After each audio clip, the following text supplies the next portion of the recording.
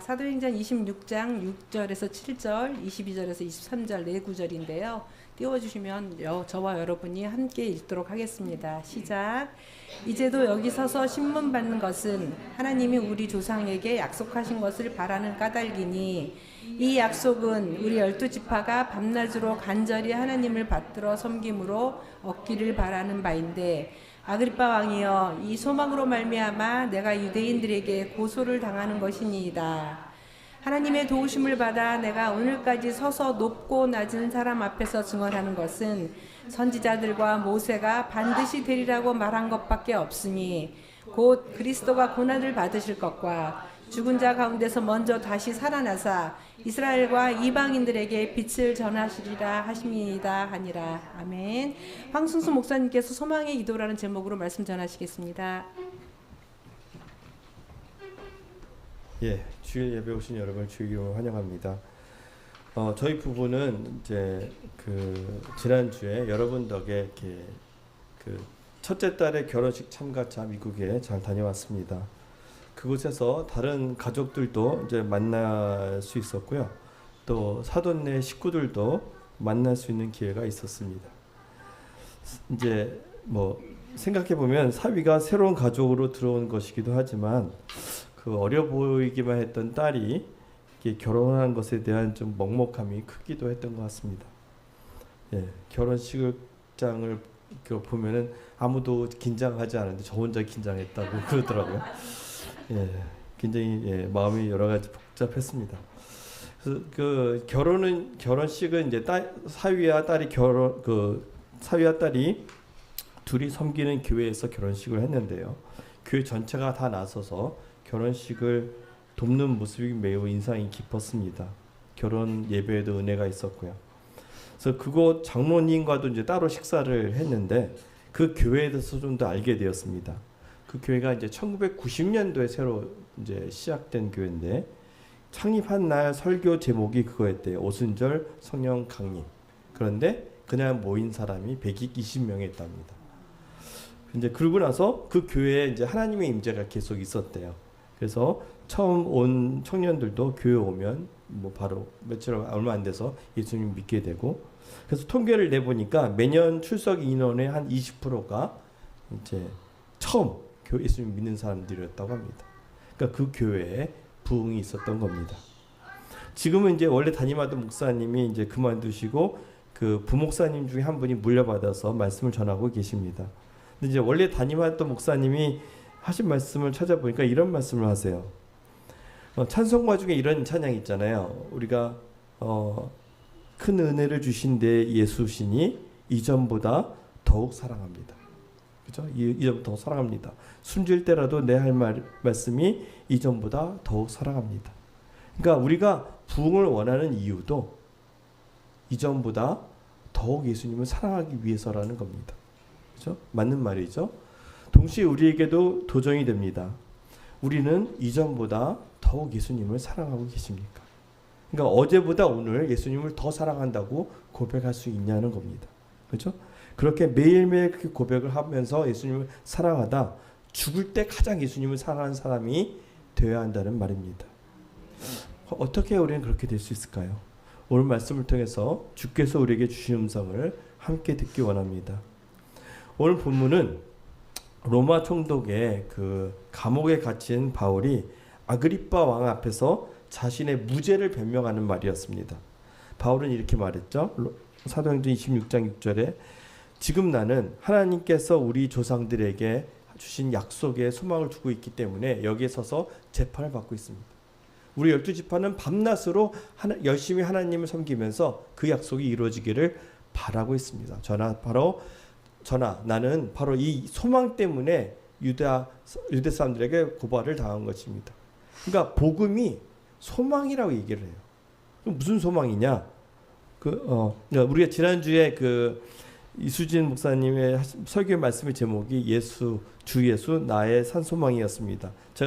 저희가 온라인으로 예배를 드리고 나서 저희 딸이 이사간 마을을 지나가다 교회 이름을 봤는데 그게 리빙 호프였어요.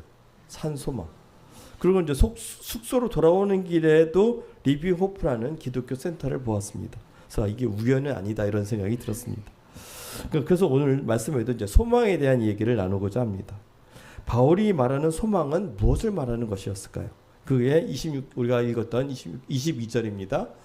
그러나 나는 이날까지 하나님의 도우심을 받아서 낮은 사람에게나 높은 사람에게나 이렇게 서서 증언하고 있는데 예언자들과 모세가 장차 그렇게 되리라고 한 것밖에는 말한 것이 없습니다. 그것은 곧 그러니까 소망의 내용이 뭐냐면 그리스도는 고난을 당하셔야 한다는 것과 십자가죠. 그는 죽은 자들 가운데서 가장 먼저 부활하신 분이 되셔서 이스라엘 백성과 이방 사람들에게 빛을 선포하시리라는 것입니다.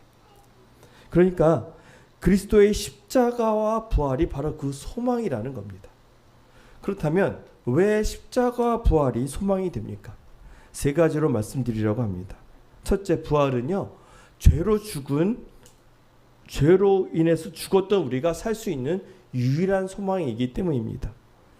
우리는 예수님 이 땅에 오신 이유를 알아요. 죽기 위해 오셨죠. 우리의 죄값을 지불하고 속죄 제물이 되기 위해서 오셨습니다. 또 마귀의 일을 멸하기 위해서 오셨고요. 또 하나님 나라의 실체를 보여주기 위해서 오셨습니다. 그러면서 궁극적으로 예수님은 우리에게 하나님 아버지 하나님이 어떤 분이신지를 보여주셨습니다. 요한복음 14장 7절 이런 말씀 있죠. 예, 제가 뺐나요? 제가 읽겠습니다. 예, 없나 본데요. 예.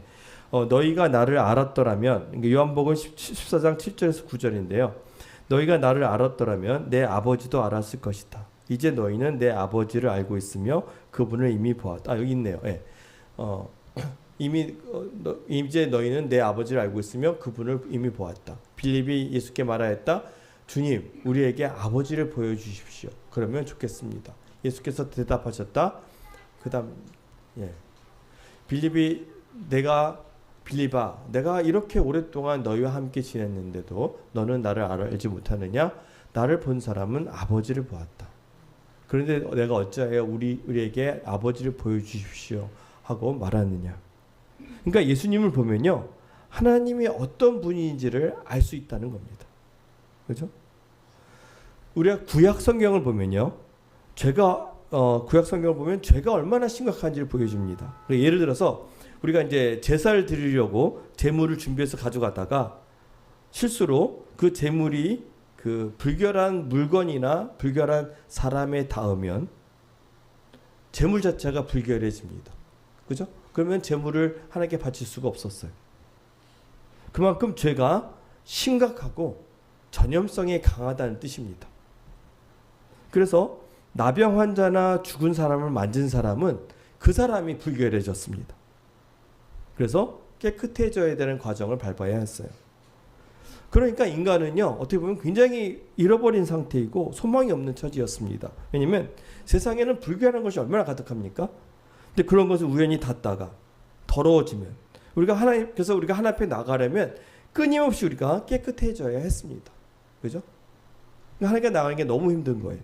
그런데 예수님이 오시고 나서 상황이 바뀝니다. 예수님이 나병 환자를 만지시면 불결해지시는 게 아니라 나병 환자가 정결해졌습니다. 그죠? 그러니까 이것은 예수님을 통해서 나타나는 하나님의 부활의 능력인 거죠.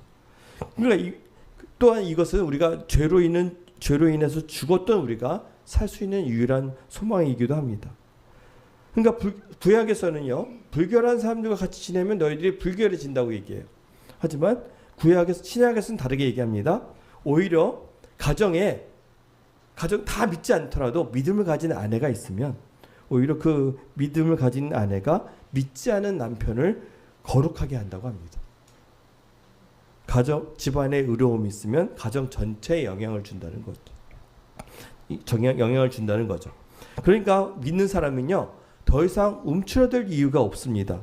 그럴 필요가 없어요. 왜냐하면 부활하신 주님의 능력을 붙잡으면 이제는 세상을 변화시켜 나갈 수 있기 때문이라는 거죠. 그래서 예수님의 몸인 교회는 같은 부활의 능력을 갖게 되었습니다. 이것이 첫 번째 우리가 소망을 갖는 이유입니다. 두 번째, 그리스도의 십자가와 부활이 소망이 되는 이유는 거짓말에 묶여있던 우리를 진리의 빛으로 자유롭게 하시기 때문입니다. 바울은요, 자신이 받은 새로운 사명이 무엇인지를 이렇게 얘기합니다. 사도행전 26장 17절입니다. 나는 이 백성과 이방 사람들 가운데서 너를 건져내요. 그러니까 나는 예수님이죠. 이 백성과 이방 사람들 가운데서 너를 건져내요. 바울이죠. 이방 사람들에게 보낸다. 이것은 그들의 눈을 열어주어 그들이 어두움에서 빛으로 돌아서고 사탄의 세력에서 하나님에게로 돌아오게 하며 또 그들이 죄사함을 받아서 나에 대한 믿음으로 거룩하게 된 사람들 가운데 들게 하려는 것이다 하고 말씀하셨다. 바울의 간증입니다. 그러니까 우리는 원래 어둠에 속해 있었습니다. 그리고 사탄의 세력 안에 있었죠. 그리고 죄 용서를 받지 못해서 하나님과의 관계가 파탄나 있었습니다. 그런데 예수님이 주신 진리는 우리를 빛으로 돌아서게 합니다. 그리고 거짓의 아비인 사탄의 세력에서 벗어나서 하나님에게로 돌아오게 하죠. 그래서 전에는요, 거짓말이 우리를 올가매고 있었습니다. 그죠? 우리에게 수많은 거짓말들이 있었어요. 우리는 절대 하나님에게 사랑을 받지 못한다는 거짓말이 있었고요. 또 나는 엉망으로 태어나서 망가졌다라는 거짓말이 있었습니다. 하지만 주님은 우리에게 진리의 빛을 비춰주시죠. 그래서 더 이상 그런 거짓말이 아니라 진리 가운데 서게 하시고요. 그래서 하나님 우리의 죄를 용서하시고 또 하나님의 가족으로 삼아주십니다. 그러니까 우리의 소속이 바뀐 것이죠. 그렇기 때문에 그리스도의 십자가 부활이 소망이 되는 겁니다. 세 번째, 그리스도의 십자가 부활이 소망인 이유는 권세를 회복한 기도가 가능하기 때문입니다.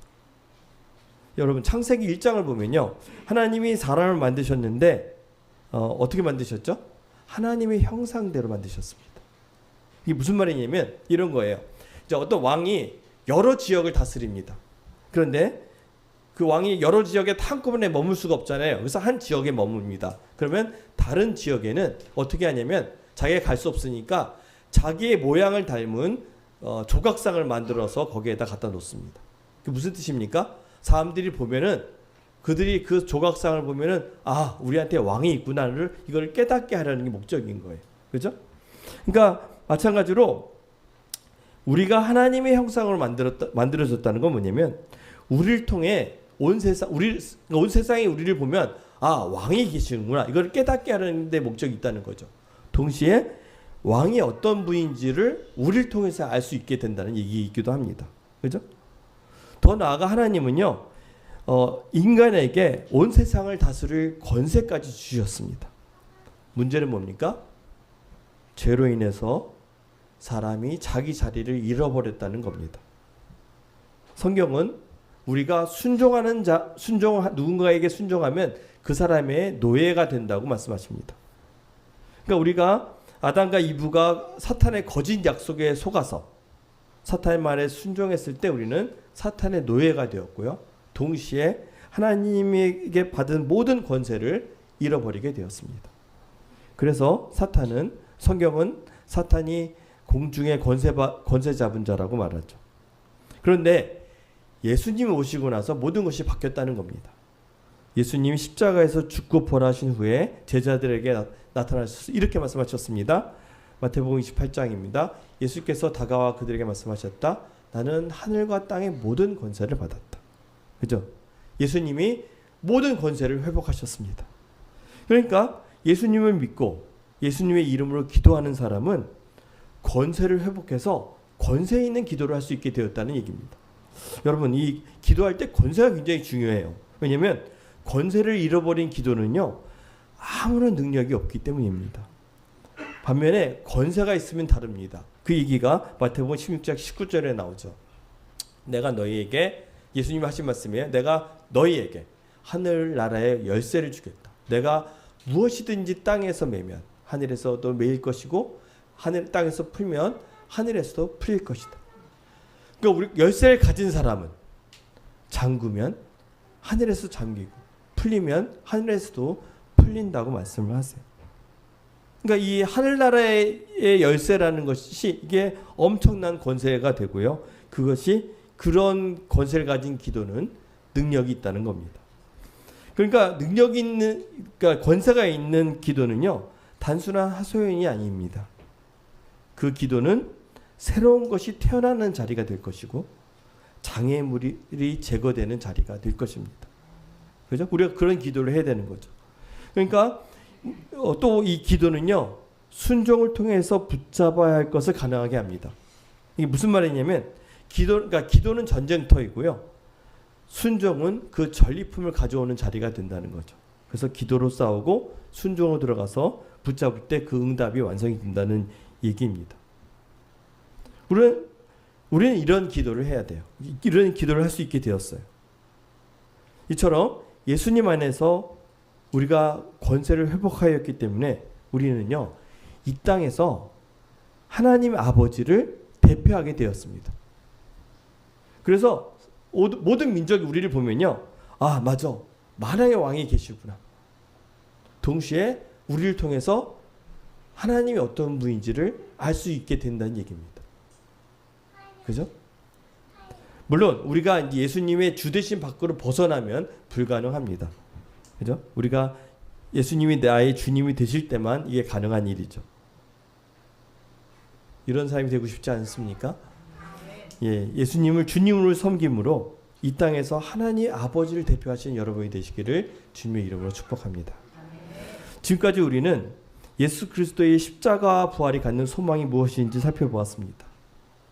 뭐였습니까? 첫째, 부활은 죄로 인해 죽었던 우리가 살 수 있는 유일한 소망이었고, 그 능력으로 인해서 우리가 세상으로 인해서 더러워지는 게 아니라 오히려 세상을 깨끗하게 바꿔나갈 수 있었습니다. 두 번째, 거짓말로 묶여있던 우리를 진리의 빛으로 자유롭게 하셨고 소속까지 바꾸셨습니다. 세 번째는 십자가와 부활로 인해서 권세 있는 기도가 가능해졌습니다. 그죠? 예수님이 하늘과 땅의 모든 권세를 가지셨기 때문이죠. 자, 그렇다면 오늘 말씀은 우리에게 어떻게 적용할 수 있을까요? 두 가지로 적용하고자 합니다. 첫째, 우리는요, 소망을 붙잡고 기도해야 합니다. 먼저 소망을 붙잡고 이 십자가 부활의 능력을 붙잡고 가정을 위해서 기도해야 합니다. 여러분 들어보셨을 것 같은데요. 우리들 교회의 김양재 목사님은 이제 여자 목사님이죠. 근데 그분은 원래 모태신앙을 자랐는데 고등학교 때 아버지 사업이 다 망해서 굉장히 어렵게 대학 진학을 하셨답니다. 그리고 교회에서는 이제 반주자로 봉사했대요. 근데 말씀은 잘 그렇게 막 알고 그러지는 못했었는데, 그러다가 이제 부유한 장로님의 아들과 결혼을 했습니다. 근데 남편은 매우 성실한 불신자였답니다. 그래서 근데 이제 그 집안이 어느 정도 힘들었냐면 결혼해서 5년 동안은요, 주일 예배를 제외하고는 외부 출입이 금지당했대요. 마트도 갈 수가 없었대요. 그리고 매일같이 남편은 집에 와서 술을 마시고 주사를 부리고 그랬답니다. 그래서 너무 힘들어서 이혼도 생각하고 죽을까도 생각하며 살다가 안 되겠다. 그래서 하루는 과감하게 가출을 해서 기도원에 갔습니다. 그러다가 거기서 기도하다가 이제 자신에게 하는 사랑이 없음을 깨닫고 회개하고 돌아와서 그날부터 집에 와서 남편을 위해서 기도했답니다. 결국 이제 그 남편분도 예수님을 만나게 되었죠. 이분이 이제 그런 얘기 하세요. 나중에 목사님 됐는데 이런 얘기를 합니다. 유명한 말인데, 안 맞는 부부도 축복이다. 예, 잘 맞는 부부였다면 그럭저럭 잘 살다가 지옥 갔을 텐데 안 맞고 힘드니까 막 말씀이 들리기 시작하고 기도하기 시작했다는 겁니다. 그러고 나서 그 가정이 변화가 됐던 거죠. 그런데 우리는 이 가정뿐만이 아니라 더 나아가서 소망을 붙잡고 교회와 나라와 열방을 위해서 기도해야 합니다. 그죠? 마가복음 7장 25절을 보겠습니다. 이에 더러운 귀신 들린 어린 딸을 둔 한 여자가 예수의 소문을 듣고 와서 그 발 아래에 엎드리니 그 여자는 헬라인이요 수로보니게 족속이라 자기 딸에게서 귀신 쫓아내 주기를 간구하거늘 예수께서 이르시되 자녀로 먼저 배불리 먹게 할지니 자녀의 떡을 취하여 개들에게 던짐이 마땅치 아니하니라. 여자가 대답하여 이르되 주여 올소이다마는 상 아래 개들도 아이들이 먹던 부스러기를 먹나이다. 예수께서 이르시되 이 말을 하였으니 돌아가라 귀신이 내 딸에게서 나갔느니라. 예수님이 이 말을 하였으니 이런 말을 하세요. 굉장히 독특한 말인데요. 그러니까 예수님은 수르보게 보니게 여인이, 그러니까 왜 이방인이죠. 이방인이 그 자기 딸을 고쳐달라고 했을 때 이렇게 얘기하세요. 자녀를 먼저 배불리 먹게 해야 한다. 이렇게 말씀하세요. 무슨 말이냐면 당장 예수님이 사역하시는 범위는 이스라엘까지라고 한정하신 겁니다. 그죠? 그런데 여인이 놀라운 답변을 한 거죠. 주여 옳습니다. 하지만 상 아래 개들도 아이들이 먹던 부스러기를 먹습니다. 그러니까 예수님은 이 여인의 답변이 어떻게 보면 하나님으로부터 왔다라고 생각하신 것 같습니다. 그리고 그래서 이제 그 여인의 딸을 고쳐주신 거죠. 그러니까 아마 이 여인은 뭐 지금은 아닐지라도 나중에는 이방인에게도 복음이 가능할 거라는 것을 미리 엿본 것 같습니다. 그래서 그녀의 그 간절함이 나중에 있어야 될 일을 미리 앞당겨 버린 거죠. 굉장히 놀라운 일입니다. 그러니까 그렇다면 우리는 이 수로보니게 여인보다 더 나은 기도를 해야 한다는 겁니다. 그렇죠? 이 여인의 기도는 이 기도의 놀라운 점은 단지 딸을 낳게 한 것만이 아닙니다. 왜냐하면 하나님의 타이밍을 앞당긴 거예요. 그렇다면 우리도 하나님을 제한하지 말고 더 큰 소망을 갖고 더 큰 기대를 가지고 더 과감하게 기도해야 한다는 겁니다. 그렇죠? 특히 우리 교회와 나라와 열방을 위해서 더 과감한 기도가 필요합니다. 앞서 말씀드렸던 그 교회의 부흥의 열쇠도 기도였답니다. 온 교회가 매주 수요일 저녁 8시부터 새벽 4시까지 기도를 했답니다. 대단한 것 같아요. 그리고 리더들은 40일 금식하면서 기도에 매달렸다고 해요. 교회를 창립했던 목사님이 이런 얘기를 하십니다. 한국 교회가 힘들다고 하는데 한국 교회를 부흥시키려면 이전 세대의 기도가 필요합니다. 이게 무슨 말이냐면 어르신들의 기도가 필요하다는 거예요. 예전에는 한국에 부흥이 있었고 자신도 이제 예수님 믿은 것도 그 어르신들이 교회에서 기도하셨기 때문이라고 이제 고백한 거예요. 그래서 그걸 따라서 그 교회가 기도했기 때문에 그 교회에 하나님의 임재가 있었고 청년들도 주님께 나올 수 있었다라고 얘기를 합니다. 그러니까 우리 교회도 부흥하기 위해서는요, 어르신들의 기도가 간절히 필요합니다. 예, 어르신뿐만 아니라 우리 모두 기도해야 되겠지만요. 예. 자, 이처럼 우리는요, 소망을 갖고 가정과 교회와 나라와 열방을 위해서 과감하게 기도해야 합니다. 그래서 나중에 있을 일을 앞당기는 여러분이 되시기를 주님의 이름으로 축복합니다. 두 번째, 우리는요, 위의 것에 마음을 두어야 합니다. 골로새서 3장 2절은 이렇게 말합니다. 위의 것을 생각하고 땅의 것을 생각하지 말라. 이게 좀 약간 우리말의 어감에 좀 어감이 있는데 무슨 말이냐면 위가 땅의 것을 전혀 생각하지 말라 그런 뜻이 아니라 여기서 말하는 포인트는 뭐냐면 위의 것에 마음을 두고 땅의 것에 마음을 두지 말라 이런 뜻이에요, 사실은. 그러니까 위의 것을 잠깐만 생각하지 말고 거기에 마음을 두고 오히려 땅의 것에 마음을 뺏기지 마라 이런 표현인 거예요. 그러니까 오히려 우리는 위의 것에 마음을 빼앗게 합니다. 왜 그렇습니까? 왜냐하면 왜 위의 것에 마음을 둬야 되냐면 우리가 하나님의 관점으로 보지 못하면요, 우리가 봐야 될 것에 대해서 보지 못하게 되고요, 그것을 보지 못하면 그것에 대해서 아파할 수 없기 때문입니다. 그리고 아파하지 못하면요, 그것에 대해서 싸울 생각을 하지 못합니다.